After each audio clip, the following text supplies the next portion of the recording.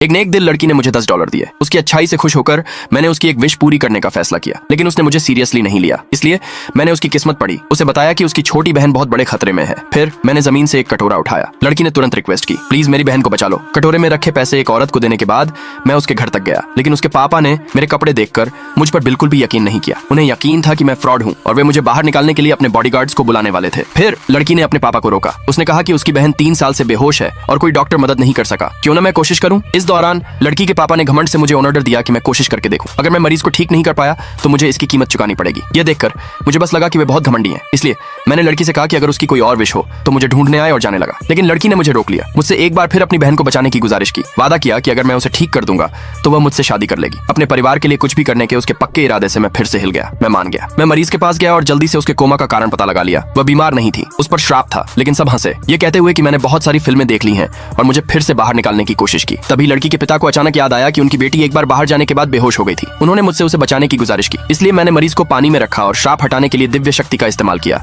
लेकिन बाहर के लोगों को मुझ पर शक था और उन्होंने दरवाजा तोड़ने की कोशिश की। लड़की ने उन्हें रोकने की कोशिश की। उसे पक्का यकीन था कि मैं उसकी बहन को बचा सकता हूँ। फिर भी दूसरों के कहने पर उसके पिता ने बॉडीगार्ड्स को जबरदस्ती दरवाजा खोलने का आदेश दिया, लेकिन कोई भी मेरी दिव्य दीवार को नहीं तोड़ सका। जैसे ही वे फिर से हमला करने की तैयारी कर रहे थे, मैंने दरवाजा खोला और बताया कि मरीज पहले ही ठीक हो चुकी है। जब तक मरीज ने धीरे धीरे अपनी आंखें नहीं खोली, तब तक किसी ने मुझ पर विश्वास नहीं किया। लड़की अपनी बहन को ठीक देखकर बहुत खुश हुई। ये देखकर मैं तुरंत जाने को तैयार हुआ, लेकिन लड़की ने मुझे रोक दिया। वह अपना वादा निभाने और मुझसे शादी करने को तैयार थी। मैंने उससे कहा कि मैं तो बस एक भिखारी हूँ और उसकी बहन को बचाना सिर्फ किस्मत की बात है, लेकिन उसने कहा कि उसे कोई फर्क नहीं पड़ता। मैंने उसके दिल में पवित्रता देखी। फिर भी मैंने मना कर दिया, क्योंकि मैंने उसकी बहन को सिर्फ उसकी दयालुता और अपने परिवार के लिए कुछ भी करने के उसके पक्के इरादे की वजह से बचाया था, किसी और वजह से नहीं। फिर मैं मुड़ा और चला गया। सच्ची अच्छाई कभी कीमत नहीं गिनती या इनाम की उम्मीद नहीं करती। दूसरे पार्ट के लिए कमेंट में यस लिखे।